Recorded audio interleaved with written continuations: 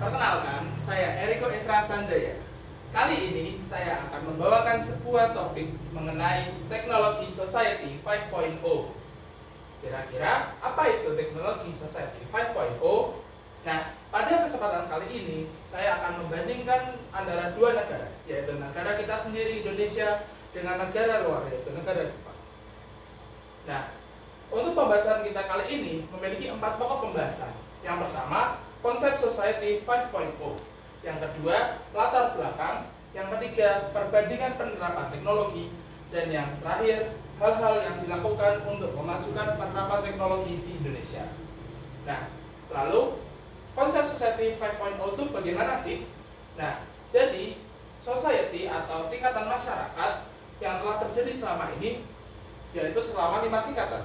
Yang pertama, masyarakat berburu atau Society 1.0, di mana masyarakat ini merupakan tahapan awal masyarakat yang melakukan perburuan. Kemudian yang kedua, masyarakat pertanian atau Society 2.0, di mana pada tahapan ini masyarakat juga belum mengenal teknologi dan hanya melakukan pertanian, perkebunan, dan kegiatan sejenisnya. Kemudian memasuki tahap yang ketiga, yaitu masyarakat industri atau Society 3.0, di mana di sini telah dilakukan produksi massal untuk berbagai macam produk. Kemudian untuk yang keempat, yaitu masyarakat informasi atau Society 4.0. Di dalam masyarakat informasi atau Society 4.0 ini telah diterapkan berbagai macam penggunaan teknologi, namun masih belum merata secara keseluruhan. Nah, pada tahap yang sekarang ini, yaitu tahap Society 5.0 yang dikenal sebagai masyarakat super pintar. Nah, melalui Society 5.0 ini, nilai baru dapat tercipta melalui perkembangan teknologi untuk meminimalisir kesenjangan pada manusia dan masalah ekonomi pada kemudian harinya. Nah, Society 5.0 ini dikenal sebagai Super Smart Society, di mana berasal dari Jepang. Konsep ini menyatakan bahwa teknologi akan hidup berdampingan dengan manusia untuk meningkatkan kualitas hidup berkelanjutan. Teknologi yang dimanfaatkan berupa IoT, Big Data, AI, robot, drone, dan lain sebagainya. Nah, latar belakang yang pertama ini yaitu tingkat polusi udara di Indonesia, di mana Indonesia berada di nomor 26 di seluruh dunia dengan tingkat polusi tertinggi. Sedangkan di negara ASEAN pada tahun 2022, Indonesia menempati peringkat nomor 1 tertinggi. Nah, lantas apa yang menyebabkan polusi di Indonesia ini? Yang pertama, asap kendaraan bermotor. Seperti yang kita tahu bahwa Indonesia banyak akan kendaraan bermotor, baik itu mobil, motor yang menggunakan bahan bakar bensin. Kemudian yang kedua, asap rokok. Yang ketiga, asap pembakaran sampah. Dan yang keempat, asap pabrik. Nah, lalu untuk latar belakang yang kedua, yaitu letak geografis dan letak biologis Indonesia. Seperti yang kita tahu bahwa Indonesia berada di antara benua Asia dan benua Australia, serta di antara Samudra Hindia dan Samudra Pasifik. Sedangkan secara geologis, Indonesia berada di wilayah pertemuan 3 lempeng tektonik, yaitu lempeng Indo-Australia, lempeng Eurasia, dan lempeng Pasifik. Di mana melalui letak geografis dan letak geologis ini, Indonesia dapat terjadinya bencana alam, gempa, dan bahkan tsunami. Nah, untuk latar belakang yang ketiga, kebersihan lingkungan Indonesia, di mana saat ini Indonesia masih cenderung kotor dibandingkan negara Jepang. Nah, seperti yang kita lihat di layar, bahwa kondisi sampah plastik di Indonesia saat ini masih berserakan. Kemudian untuk kondisi puntung rokok di Indonesia juga masih berserakan di jalanan. Karena seperti yang kita tahu, kita sering jumpai bahwa banyak masyarakat Indonesia yang mengkonsumsi rokok. Kemudian untuk pengadopsian teknologi masih sedikit juga di Indonesia dibandingkan dengan Jepang. Misalnya di penjualan telur. Penjualan telur di Indonesia umumnya dilakukan secara manual. Kemudian untuk penanaman padi juga masih dilakukan secara manual pula oleh para petani. Nah, kita masuk ke pembahasan yang ketiga, yaitu mengenai penerapan teknologi dari Indonesia dengan Jepang. Nah, yang pertama pada bidang transformasi Indonesia, di mana transportasi yang umumnya digunakan oleh masyarakat Indonesia yaitu kendaraan BBM dan listrik. Nah, sehingga membutuhkan bahan bakar minyak yang dapat menyebabkan polusi asap bagi udara. Nah, sedangkan yang kedua yaitu kereta api. Masyarakat Indonesia untuk berpindah dari satu daerah ke daerah lain lain umumnya menggunakan kereta api. Nah, untuk yang ketiga, parkir mobil yang satu tingkat saja. Tak jarang kita lihat di Indonesia ini bahwa untuk parkir mobil sebenarnya lahannya masih banyak, namun kurang dimanfaatkan secara optimal sehingga hanya digunakan untuk satu tingkat saja. Kemudian pada bidang transportasi yang di Jepang, secara kebalikannya, di Jepang telah dikembangkan sebuah teknologi mobil dengan bahan bakar hidrogen, di mana bahan bakar hidrogen ini jauh lebih ramah lingkungan dan secara ekonomis juga lebih murah.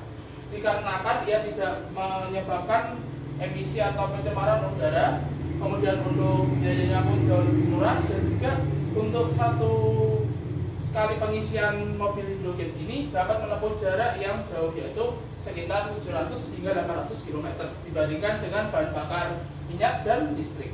Kemudian yang kedua yaitu kereta Shinkansen, di mana kereta Shinkansen ini jauh lebih cepat daripada kereta api di Indonesia, di mana kereta Shinkansen yang berada di Jepang ini dapat menempuh dengan kecepatan 500 km per jam, sehingga masyarakat di Jepang pada umumnya tidak menggunakan transportasi seperti mobil atau motor, dan bahkan hanya menggunakan sepeda atau jalan kaki atau menggunakan kereta Shinkansen ini, karena dengan kecepatan yang cepat masyarakat Jepang dapat berpindah dari satu tempat ke tempat tujuan dengan cepat dan tepat. Kemudian yang ketiga, di Jepang telah diterapkan parkir mobil multi tingkat, di mana hal ini dikarenakan lokasi Jepang sangat terbatas. Oleh karena itu pemanfaatan lahan sangatlah dibutuhkan, dan parkir mobil multi tingkat ini merupakan salah satu solusi untuk pemanfaatan lahan tersebut. Kemudian pada bidang infrastruktur bangunan di Indonesia, dapat kita lihat bahwa saat perobohan gedung hanya menggunakan alat berat secara langsung. Kemudian untuk yang pembangunan gedung dapat kita lihat di sini, dia menggunakan kren dan tidak dipasangkan suatu alat yang namanya pendulum untuk menjaga kestabilan di gedung tersebut, namun hanya dengan pondasi gedung cakar ayam, yang dimana pondasi gedung cakar ayam ini menurut saya kurang efektif untuk diterapkan di bangunan yang notabene besar. Sedangkan bidang infrastruktur di bangunan Jepang, yang pertama, untuk metode perobohannya menggunakan Kajima cut and take down, di mana cut and take down ini Jepang menerapkan suatu teknologi perobohan dengan sunyi atau senyap yang dapat dilakukan di lingkungan yang kecil, di mana ia merobohkan setiap satu level dengan mengangkut konkrit dan juga rangkaian besi yang kemudian akan dilakukan daur ulang. Kemudian baru dimasukkan piston untuk menyangga tiang-tiang bangunan dan menghabisi satu level demi satu levelnya. Sedangkan yang kedua yaitu pendulum tone mass damper. Nah, pendulum tone mass damper ini biasanya diterapkan di bangunan-bangunan yang memiliki ketinggian tinggi. Nah, fungsinya ini adalah apa? Fungsinya adalah menjaga kestabilan bangunan ketika bangunan mengalami gempa bumi atau bahkan tsunami. Sehingga fungsinya pendulum ini dia akan berlawanan arah dengan arah gerak tanah. Kemudian yang ketiga yaitu machine based isolation, di mana machine based isolation ini berfungsi untuk memisahkan tanah dengan bangunan.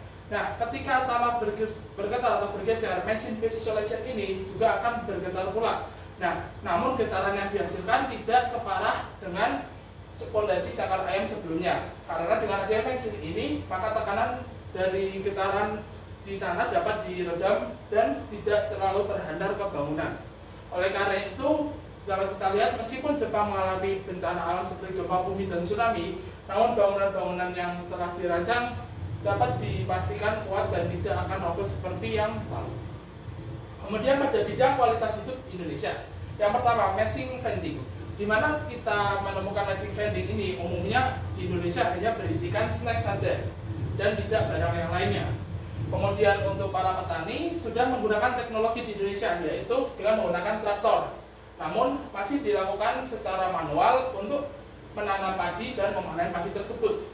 Kemudian yang ketiga, asbak rokok di Indonesia umumnya berupa asbak rokok besi atau asbak rokok kaca yang umumnya tidak dapat dibawa kemana-mana. Meskipun dapat dibawa kemana-mana, hal tersebut berwujud yang lebih besar yang tidak perlu dibawa, sehingga masyarakat Indonesia umumnya yang perokok tidak langsung membuangnya di tempat sampah atau di asbak, namun cenderung lebih membuang sampah sembarangan. Nah, lantas bagaimana kondisi di Jepang? Pada saat di Jepang ini, meshing vending juga sudah menjual berbagai macam barang selain snack dan minuman, termasuk telur, di mana kita hanya perlu memasukkan uang dan dapat mengambil telur yang berada di dalam kotak. Nah, di mana telur-telur ini sudah dijamin oleh teknologi Jepang bahwa sterilisasinya aman, sehingga apabila dikonsumsi secara mentah pun aman dan juga tidak berbahaya. Kemudian untuk penanaman padi di Jepang sudah dilakukan dengan metode secara otomatis, di mana menggunakan suatu alat yang dapat menanam padi secara berlangsung dan bersamaan, sehingga tidak akan memakan waktu yang lama dan tidak membutuhkan tenaga kerja yang banyak. Sedangkan yang ketiga, asbak rokok portable. Seperti yang kita tahu, tidak semua masyarakat Jepang merupakan perokok, namun di beberapa daerah disediakan tempat bagi orang Jepang untuk merokok. Nah, sebelum tiba di tempat tersebut, biasanya orang-orang Jepang membawa sebuah asbak rokok portable, di mana ketika ia akan berpergian, rokok tersebut dapat dimasukkan dan disimpan terlebih dahulu sementara di asbak rokok portable dan baru kemudian dibuang pada tempat sampah ketika ditemukannya. Nah, solusi dari Jepang ini efektif untuk menjaga kebersihan di lingkungan Jepang. Seperti yang kita tahu, lingkungan di Jepang sudah sangat-sangat bersih dan juga jauh lebih bersih daripada Indonesia karena tidak ditemui sampah dan juga rokok di sembarang tempat.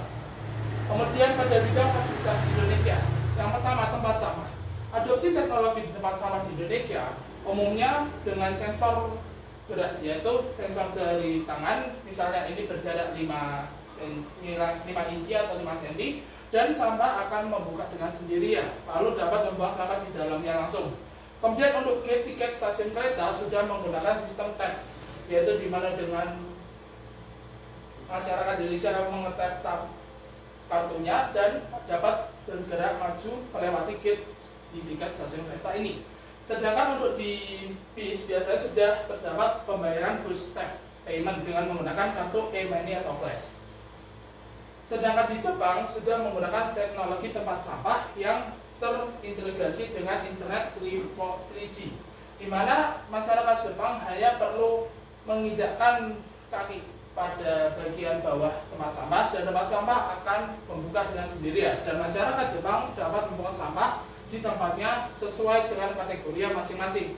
Nah, fungsi dari keintegrasian teknologi ini yaitu dapat dipantau tempat sampah mana yang sudah penuh sehingga dapat diangkut dan juga dikosongkan sehingga sampah tidak akan membludak dan berceceran. Sedangkan yang kedua, gate facial ticket station, di mana gate facial ticket station ini dapat kita temukan di stasiun kereta api yang pada umumnya untuk pembayaran ini tidak memerlukan kata sandi ataupun kartu, namun hanya dengan rekognisi wajah saja sudah dapat mewakili pembayaran dari tiket kereta tersebut. Kemudian yang ketiga, bus facial payment, di mana seperti yang diterapkan di stasiun kereta untuk pembayaran menggunakan transportasi umum seperti bis dapat menggunakan rekognisi wajah pula dan tanpa menggunakan kartu ataupun kata sandi. Nah, kemudian apa sih hal-hal yang dapat dilakukan untuk memajukan penerapan teknologi di Indonesia? Tentu yang pertama dapat memberi sosialisasi terkait perkembangan teknologi. Yang kedua, mengadakan lomba dan pelatihan mengenai teknologi. Dan yang ketiga, mengadakan pameran seputar teknologi sehingga masyarakat Indonesia dapat mengerti apa saja perkembangan teknologi saat ini dan dapat menjadi inspirasi untuk mengembangkannya. Kemudian yang keempat, menambahkan topik materi mengenai teknologi di sekolah, kampus, dan perkantoran dengan menyesuaikan dengan bidangnya. Sekian presentasi dari saya. Semoga topik yang saya bawakan ini dapat menarik perhatian dan menginspirasi Anda. Sekian dan terima kasih.